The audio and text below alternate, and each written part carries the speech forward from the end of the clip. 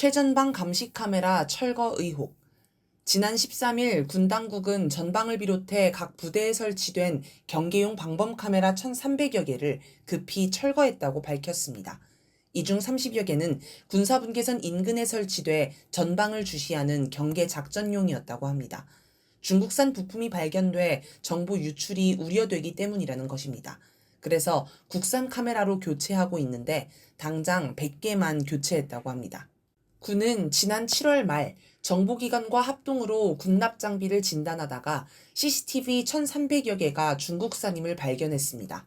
납품업체는 껍데기만 국산이고 내부 부품은 중국산인 카메라를 국산으로 속여 납품했고, 군은 30억 원가량 예산을 들여 이 카메라를 설치, 2014년부터 사용했습니다. 다행히 이 카메라는 인터넷망에 연결하지 않아 실제 중국으로 넘어간 정보는 없다고 합니다. 그런데 이 사건은 뭔가 찜찜합니다.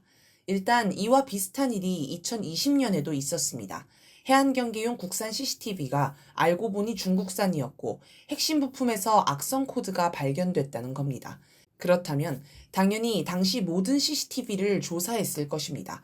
군대의 생명은 보안인데 그냥 넘어갔을 리가 없습니다. 그런데 그때는 적발하지 못한 걸 이제야 적발했다?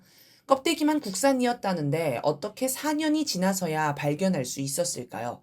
말도 안 되는 상황입니다.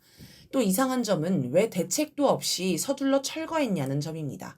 10년간 사용했지만 아무 문제 없었고 중국에 넘어간 정보도 없었는데 굳이 서둘러 철거해 군 경계태세에 빈틈을 만들 필요가 있었을까요? 애초에 군은 보안을 위해 인터넷과 별도의 폐쇄망을 사용합니다. 따라서 중국으로 정보가 넘어가기는 쉽지 않습니다. 물론 완벽한 보안을 위해 카메라를 교체하는 건 맞지만 지금처럼 경계 공백을 만들면서까지 서두를 일은 아니라는 겁니다. 하나 더, 대체 CCTV가 무슨 대단한 장비라고 지금껏 100개밖에 설치를 안 했을까요? 1,300개 설치에 30억 원 들었다는데 설마 돈이 없어서 100개밖에 설치를 못한 건 아닐 것입니다. 지금은 병장 월급 200만 원 시대입니다.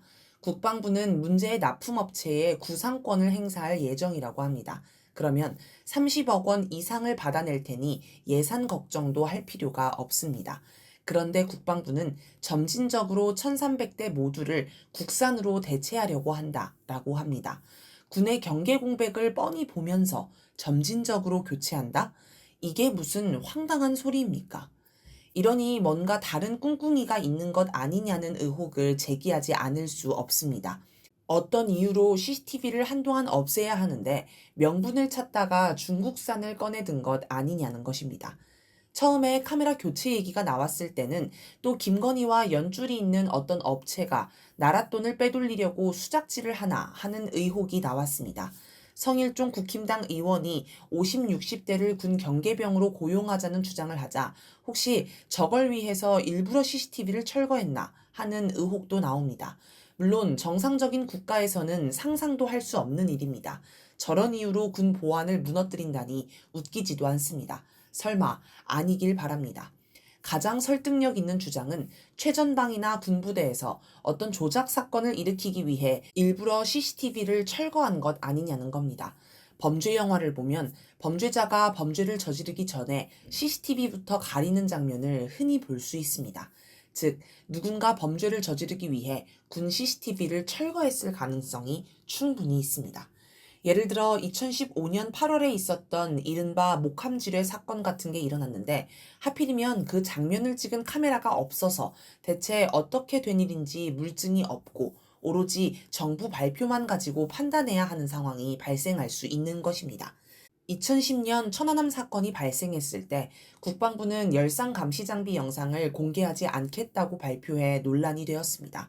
영상에 별것 없다는 게 이유였습니다. 항의와 의혹이 이어지자 군은 편집본을 공개했습니다.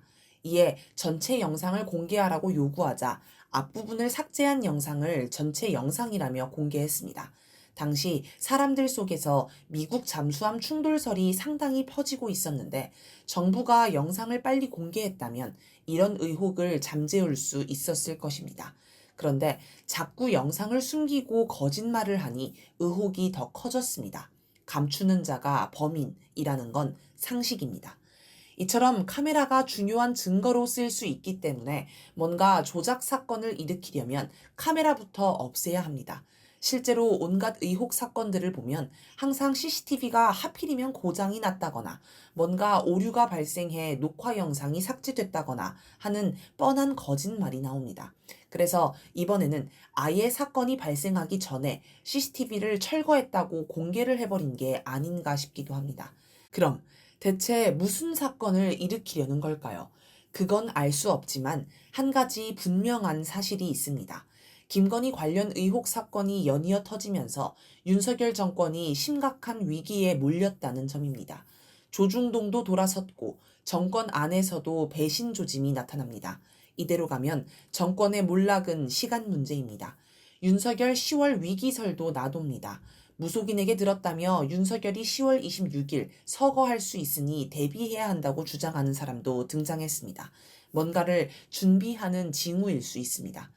지금 윤석열에게는 위기 상황을 뒤집을 결정적 한 방이 필요합니다. 많은 이들이 윤석열은 네타냐후 이스라엘 총리를 부러워하며 따라하고 싶어 할 것으로 생각합니다. 네타냐후는 실각 위기에 몰렸다가 전쟁으로 기사회생했지만 하마스 소탕에 실패하고 수많은 인질이 사망하면서 이스라엘 국민 70만 명이 반정부 시위를 하는 등 다시 위기에 몰렸습니다. 그러자 레바논을 공격해 민간인 학살을 저지르며 전장을 확대했습니다. 그 결과 16%까지 떨어졌던 여당 지지율이 지난달 20%대를 회복해 1위로 올라섰고 이번 달에는 24%로 올라갔습니다. 윤석열도 지지율 회복을 가져다줄 전쟁을 바랄 것입니다. 전면전이 아니라도 연평도 포격전 수준의 국지전이 일어나면 이걸 핑계로 계엄령도 내릴 수 있다고 생각할 것입니다. 그런데 대북전단도 날리고 확성기 방송도 하지만 북한이 직접적인 군사 행동으로 대응하지 않습니다. 윤석열의 속내가 뻔히 보이는데 북한이 말려들 일은 없을 것입니다. 그러니 국지전으로 이어질 수 있는 어떤 조작 사건을 일으키려고 하는 것 아니냐는 의혹을 제기해 볼 수 있습니다. 새로 국방부 장관으로 임명된 김용현의 역할이 바로 이것일 수 있습니다. 혹시라도 전방에서 어떤 수상한 사건이 일어나고 이걸 이유로 국지전이 발발하고 이걸 핑계로 계엄령을 발동해 정권 위기를 넘기겠다고 생각하는 건 아닌지 예의주시해야 하겠습니다.